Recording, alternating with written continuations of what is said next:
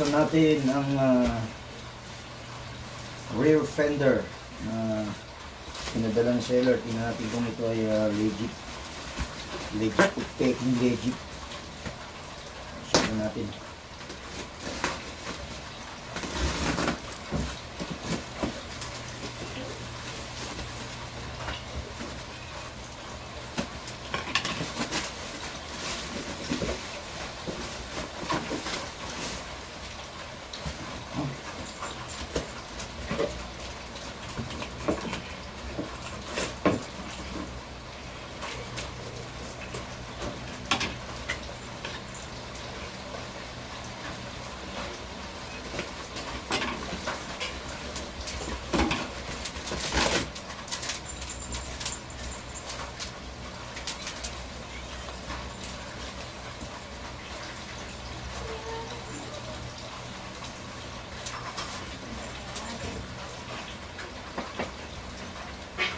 Ganda naman siya at medyo makapal.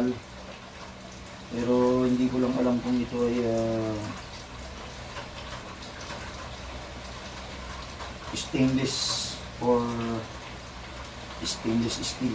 So parang sa tingin ko para siyang pinakalawang. So hindi natin alam hanggat hindi natin masusubukan. So maganda siya, seller. Thank you at makapal. Thank you.